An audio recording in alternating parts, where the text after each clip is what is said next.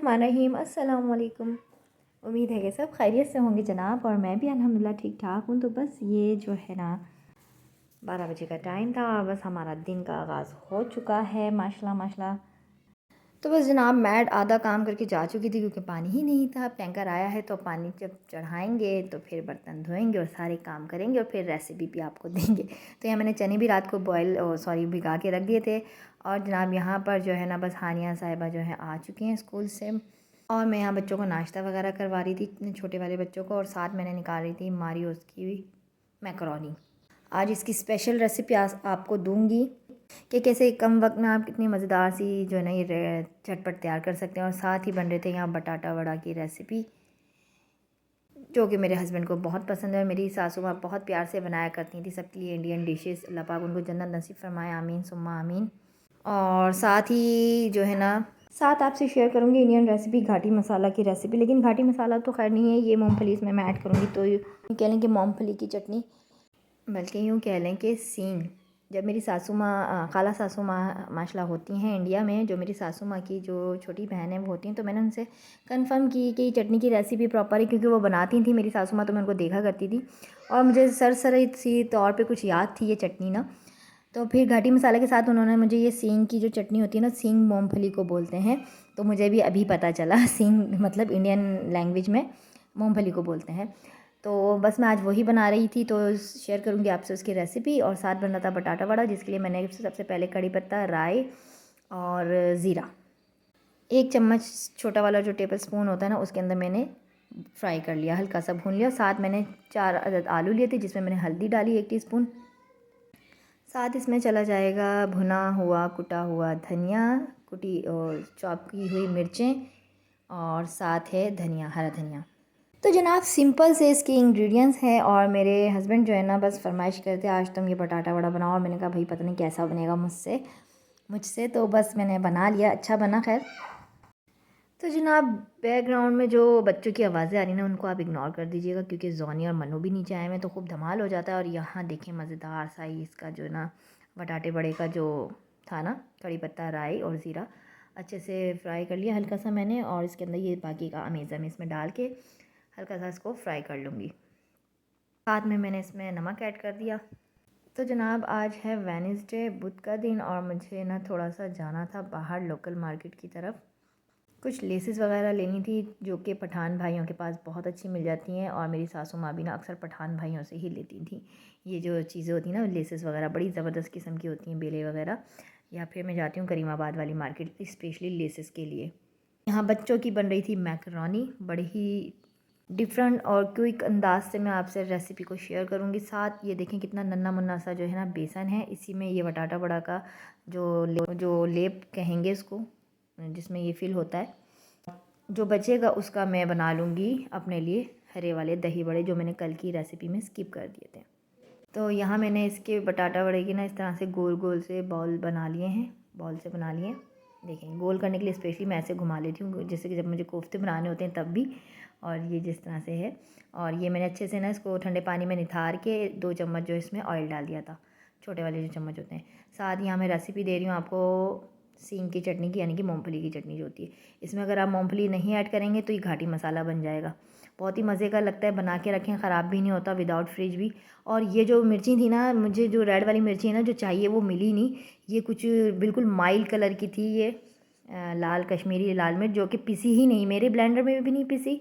और मैं फिर आप ही के पास गई तो आप ही के ना चॉपर में पिसी ना ब्लेंडर में पिसी। तो मैंने कहा इन चीज़ों के लिए ना मैं मिक्सी लानी पड़ेगी, लेकिन शायद ये मिक्सी में भी ना पीसती, शायद ये बांज एक होती है ना जो बिल्कुल बेकार हो जाती है। खैर फिर मैंने रेड लाल गोल वाली मिर्चों से काम चला लिया था। स्पेशली इस चटनी की जो लाल वाली सूखी लाल मिर्च होती है ना, वो ही इसमें मज़ा देती है, ना कि ये जैसे मैंने यूज़ की, ये मैंने खैर हटा दी थी बाद में। तो अभी जब मैं मंगवाऊंगी इंशाल्लाह, आजकल में मेरे हस्बैंड लाएंगे तो मैं दोबारा इस रेसिपी को शेयर करूंगी प्रॉपर तरीके से। घाटी मसाले का जो कलर आता है ना, वो प्रॉपर उसी लाल सूखी मिर्च का होता है। आई थिंक वो मुझे यहाँ ना सदर के जो इम्प्रेस मार्केट है ना, वहाँ जो है ना सारे इंडियन जो सूखे मसाले होते हैं, ड्राई फॉर्म में जो मसाले होते हैं, वो वहाँ माशाल्लाह सब मिलते हैं। तो मैंने अपने हस्बैंड से कहा है कि मुझे वहाँ से ला कर दें आप ये ना सूखी हुई लाल मिर्च जो होती है, ड्राई मिर्च। यकीन जानिए चटनी इतने मज़े की बनी थी ना, और मैं अभी तक मेरी बात नहीं है अपनी सासू माँ खाला सासू माँ से, मैं क्योंकि अभी मैं वॉइस ओवर कर रही हूँ। फिर आप समझ सकते हैं घर के इतने सारे काम होते हैं, फिर एक्स्ट्रा काम यूट्यूब का, एडिटिंग, वॉइस ओवर, फिर माशाल्लाह फिर सहरी, फिर अफ्तारी, फिर बीच में बच्चे बच्चे भी माशाल्लाह अच्छा खासा माशाल्लाह बच्चों का काम होता है। तो चटनी वाकई बहुत मज़े की बनी थी, अमेजिंग, मतलब इतनी मज़े की बनी थी ना, मैं बयान नहीं कर सकती। लाजवाब, जो मैं कहती हूँ ना आप लोगों से हर रेसिपी में कि लाजवाब कर देती है, तो बटाटा वड़ी की जान है ये चटनी। या इंडियन मसाला जो होता है घाटी मसाला, वो भी जो है ना स्पेशली पाव भाजी हो गया, डोसा हो गया, जैसे बटाटा वड़ा हो गया, मतलब बहुत मज़ेदार चटनी बनती है ये।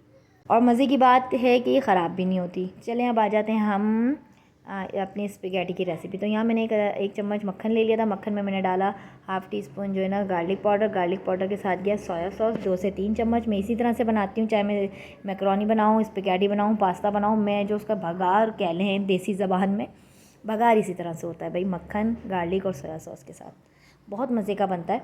ज़रूरी नहीं है कि चिकन ही हम ऐड करें हर खाने में भाई, जल्दी जल्दी से काम निपटाने होते हैं, स्पेशली छोटे बच्चे आपको अपने साथ एंगेज करके रखते हैं। कभी हमारा ट्राउज़र खींच रहे होते हैं, कभी हमारी शर्ट खींच रहे होते हैं पकड़ के, बस हमें ले लें आप, और हमें साथ साथ काम भी निपटाने होते हैं।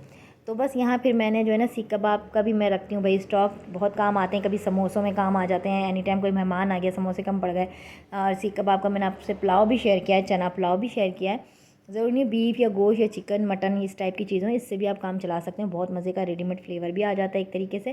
साथ गई वेजेस जिसमें था गाजर और गोभी और सीख कबाब। अच्छे से मैंने इसको फ्राई कर लिया, 5 मिनट के लिए सौते कर लिया यूँ कह लें। और जनाब सौते करने के बाद मैं इसमें ऐड कर दूँगी सारी मैक्रोनी। मैंने हाफ़ मैक्रोनी डाली थी, हाफ़ मैक्रोनी हटा दी थी, माशाल्लाह बाउल भर गया था।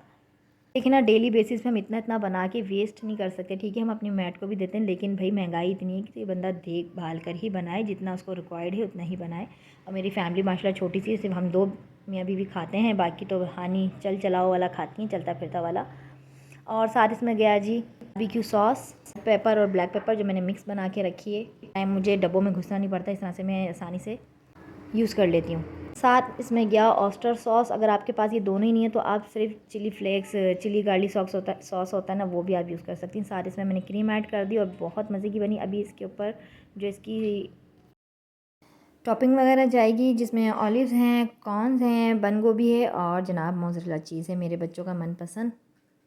तो बस अब फटाफट से ना मैं इसमें कॉर्न्स और मोज़रेला चीज़ को मैंने इसे क्यूब में स्ट्रिप्स में बना के काट कर डाला है, ताकि अच्छे से ना इसका जो है ना वो जब मेल्ट हो तो हर निवाले में आए, मतलब हर बाइट में आए।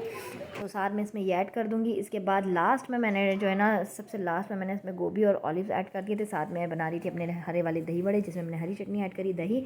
और इसको पतला करने के लिए मैं कभी भी दूध का इस्तेमाल करती हूँ, पानी का इस्तेमाल नहीं करती हूँ। और इसमें चला गया ये मेरा रायता मसाला जो मैं आपसे शेयर कर चुकी हूँ। माशाल्लाह हमारे घर के जब बच्चे एक जगह जमा होते हैं ना, तो बस फिर तो उधम एक धमा चौकड़ी हमारे घर में मची होती है, एक धमाल मचा होता है। माशाल्लाह माशाल्लाह, अल्लाह पाक ऐसे ही इन्हें सदा खुश और आबाद रखे, हमारी आंखों के सामने हमेशा सदा खुश और मुस्कुराते रहें। और अल्लाह पाक सभी बच्चों के लिए दुआ है, अल्लाह पाक जिनकी जो दिली मुरादें इस महीने मुबारक महीने में अल्लाह पाक उनको कबूल और मकबूल फ़रमाए, खूब खूब इबादत का ज़ौक़ व शौक़ पैदा फ़रमाए, दिल से हमारे दिल में मतलब ऐसा जज्बा हो। टाइम वैसे नहीं निकलता है, लेकिन टाइम निकालना पड़ता है। और अल्हम्दुलिल्लाह रमज़ान एक ऐसा महीना होता है कि हम 5 वक्त की नमाज़ भी पढ़ रहे होते हैं, साथ साथ हमारा कुरान शरीफ की इबादत भी चल रही होती है, साथ और भी वज़ाइफ हो गए, यासीन शरीफ हो गई, माशाल्लाह सब चीज़ें हो रही होती हैं। अगर काश कि हम ये डेली बेसिस पे भी करें, लेकिन डेली बेसिस पे हमारे पास इतनी सारी एक्सक्यूज़ होती हैं कि अभी हम यहाँ फ़लाँ मसरूफ़ थे, यूँ मसरूफ़ थे।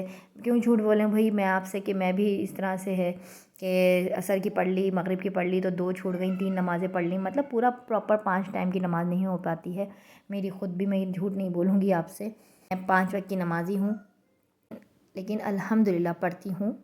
फ़जर की और इशा की अल्हम्दुलिल्लाह लाज़मी पढ़ती हूँ, क्योंकि बच्चों से फ़रागत हासिल हो चुकी होती है उस टाइम पे, फ़जर हो गई या इशा हो गई। और जनाब नमाज के लिए खुशू और खुज़ू का होना बहुत ज़रूरी है।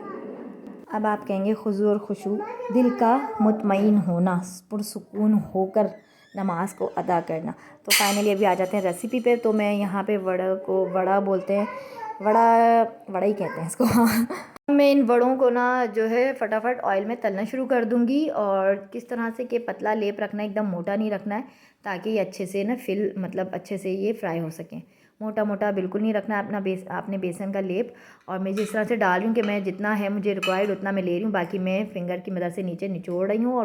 और जो ऊपर की साइड उंगलियों पे बचता है वो मैं वड़े के ऊपर ही फैला देती हूँ। इस तरह से सब तरफ से ना वो कवर हो जाएगा अपने बेसन के घोल के अंदर। देखिए जनाब कितने क्रिस्पी और गोल्डन गोल्डन से बारीक लेयरिंग के साथ, बेसन की बारीक लेयरिंग के साथ हमारा ये बड़ा तैयार है बड़ा पाव के लिए।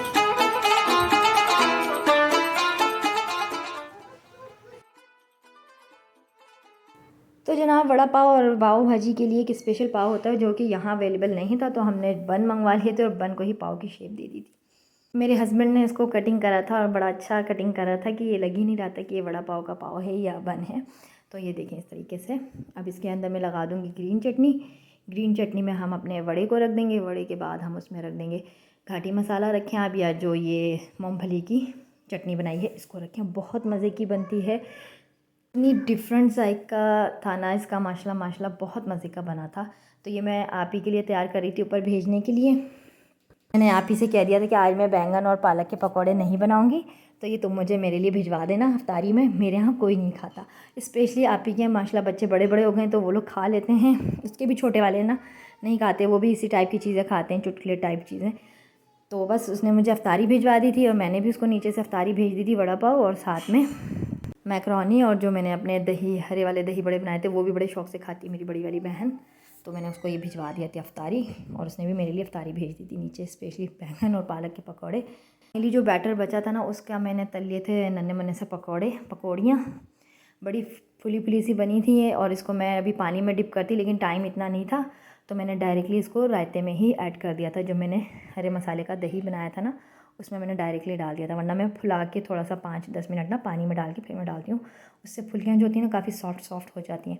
इसमें मैं डाल दूँगी कड़ी पत्ते का बघार, जिसमें ज़ीरा है, लाल मिर्च है और कड़ी पत्ता है। बस 1 चमचे के साथ मैंने बघार लगा दिया था और साथ मैंने ऊपर से हरा धनिया डाल दिया। साथ हमारे बच्चों का मनपसंद टैंक और रूह अफ़ज़ा बनाया था मैंने अपने हस्बैंड के लिए, तो मलंगा डाल के। अब बस मेरी सांस फूलने लग जाती है जब मैं कंटिन्यू बोलती रहती हूँ ना। हमारी माशाल्लाह सिंपल सी इफ्तारी रेडी है, प्यारी दुआ के साथ कि बस अल्लाह पाक सबके लिए आसानियाँ पैदा फरमाएँ, दूसरों को आसानियाँ दीजिए। अल्लाह पाक आपके लिए आसानियाँ पैदा फरमाएंगे। और ये माशाल्लाह हमारा प्लेटर कितना प्यारा लग रहा है, माशाल्लाह अल्लाह पाक सबकी दस्तरखान पे इस तरह से रौनक बरकतें रखे परवरदिगार, आमीन सुम्मा आमीन।